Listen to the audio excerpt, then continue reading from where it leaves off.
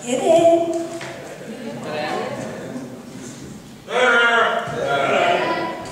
Mikrofon ka tegelikult. Mina olen Kristel Jürgens. Ja mina olen Herman Jürgens. Me tuleme siis Alevoki linnast teile tervitusi tooma.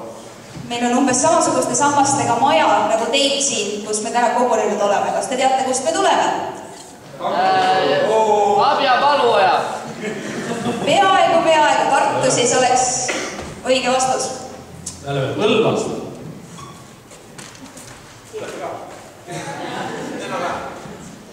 Ja tänaseks teemaks on It's a Date. Ja meie räägime täna natukene sellest,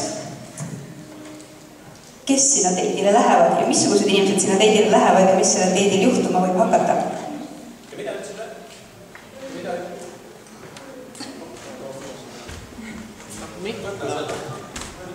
Ja mida üldse tähele panna, kui sinna date'ile minna? Kui üks on ühest soost ja teine teisest soost, sest just nii me soovitame teil date'ile minna. ja kõige parem, siis äkki seal on üht-teist tarkust, üht-teist taga. Üks on ühtemoodi ja teine teistmoodi. Et siin videost tuli väga hästi välja see, mismoodi nad autos sõitsid.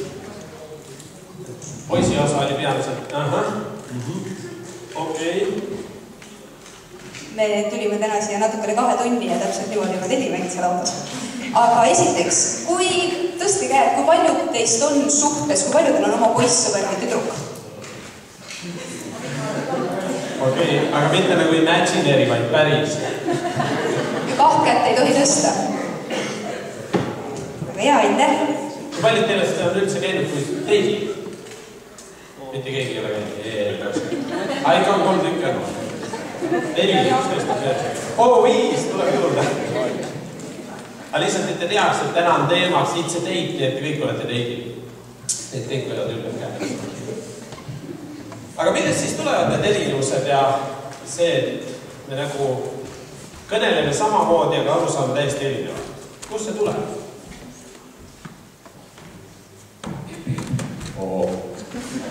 Täiega hea.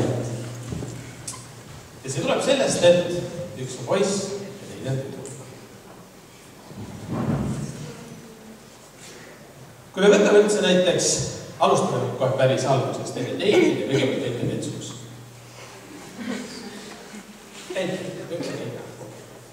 Mehed, kui nad lähevad metsu, avalik WC, nad lähevad, nad ei näe, nad ei kuule, nad ei näe, nad lähevad, teevad oma asja ära, välja, minema. Pesevad käsiga. Siis tüdruk, kui nemad lähevad metsu, siis see on nagu selline sotsiaalne sünd. Metsu, tule ka, kõik metsu. Kõik lähevad metsu ja siis räägitakse ja siis, kui nad tulevad sealt tagasi, siis järsku on väga palju uut infot tekkinud. Kus nad käisid? Herman on tihti palju küsinud, et kas naiste WC-s on vetsuputid ringis? Ja räägi. Võiks olla põhimõtteliselt. Aga kas te ei ole kunagi mõelnud, et enamus selliseid tehnikavidinaid tuleb kasutusjuhenditega ja nüüd uuemal ajal paremad asjad tulevad veel 2 kasutusjuhendiga. Üks on selline paks, mida loevad korralikud inimesed, teine on selline quick guide, mida loevad kõik inimesed. Imelik on see, et mehed ja naised ei ole tulnud kasutusjuhenditega välja. Muidu oleks suht lihtne võtta lihtsalt niimoodi taskust teisel see kasutusjuhend välja ja lugeda ja sa saad aru, et ahaa, sa mõtlesid seda, kui sa ütlesid seda, või ahaa, sellepärast sa oled selline, et oleks nagu sellised eelnevad kukkumised ja muud rikked seal kirjas. Kahjuks meil selliseid kasutusjuhendeid ei ole meeste naiste kohta, isegi mitte teile täna kaasa anda, aga me loodame, et see jutuaeg tuleb teile nüüd praegu siin kasuks ja te jätate üht-teist meelde. Miks mehed ja naised on erinevad, mis kohtade pealt on erinevad, kuidas me saame neid erinevusi ära kasutada, et see date oleks tore. Me vaatamegi siis kõigepealt, kuidas mehed ja naised erinevad füüsiliselt, vaimselt, kuidas suhtlusviisid on erinevad ja mida nad suhetelt soovitavad. Ja kui me räägime, siis me räägime keskmisest inimesest, mitte nagu konkreetselt, Joel, sina oled sellised, täiega. Vaid üldiselt keskmised mehed on sellised, keskmised mehed on sellised. Et ärge siis võtke väga isiklikult, kui mõtled, et see ei ole päris. See ei peagi päris sina olema, räägime keskmisest eestlasest. Kas te teate, kes seisab elu jooksul 3 ööpäeva valgusfoori sunase tule ees? Võite pakkuda?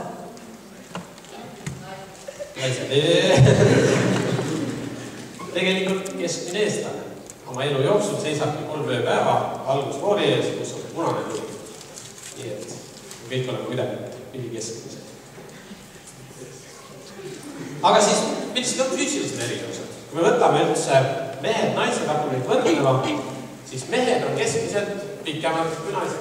Siin on üks väga hea näide, pikem mees, lühem. Umbes 7% on mehed pikemad kui naised ja see 7% väljendabki sellises kaenlaaugus olemises, näete niimoodi. Nahk. Naiste nahk on puudutusele palju tundlikum kui meeste nahk ja naiste nahk läheb kergemini katki kui meestel. Proovige kerge. Südamelöögi. Enamusel meil on siin süda sees.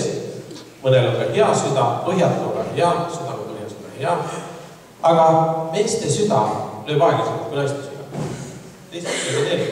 Füüsiline küpsus. Naised saavad füüsiliselt palju enne küpseks kui mehed ja seetõttu põhikoolis on tavaliselt tüdrukud võimelised poistele peksa andma. Mida me ei soovita. Laulmine. Naised peavad paremini viisi. Et kui võtta mingisugune punt rahvast, ütleme, paneme sinna naised, sinna mehed, siis seal on tõenäoliselt rohkem viisipidajaid kui meeste hulgas. Mehed ju horisevad. Välja võtnud Joel, kes laulab hästi. Mustrid ja esemed, mitte et me Joeli tunneksime üldse. Mustrid ja esemed. Mehed ületavad naisi abstraktsete seoste ja mustrite nägemises.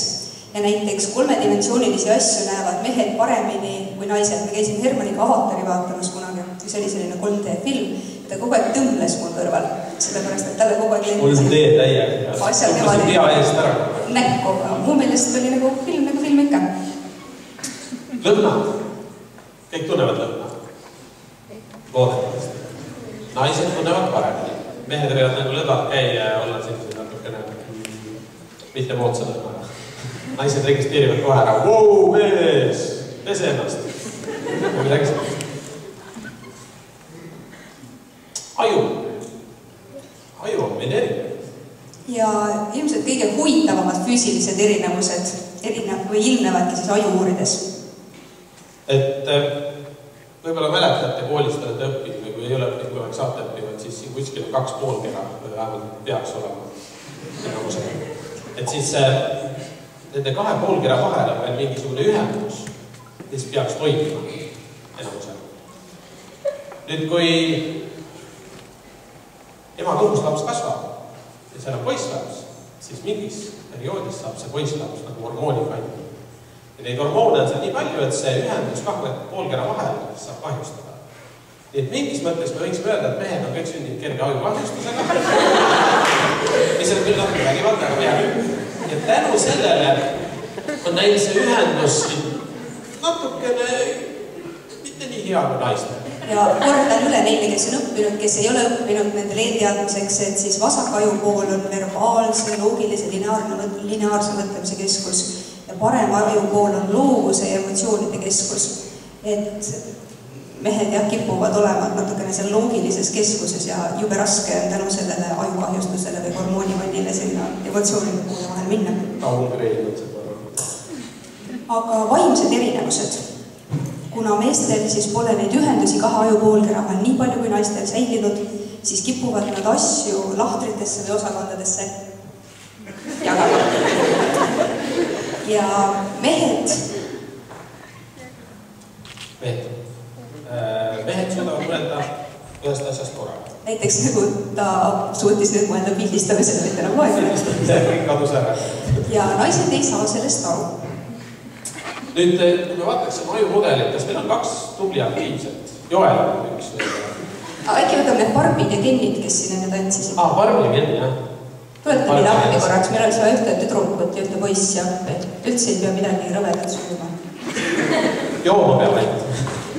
Ja meil on otse Tartu Ülikooli ajuuuringute keskusest kaasa võetud ajumudel, mehe aju. Anname sulle, siis saad näidata seda. Sina oota natuke.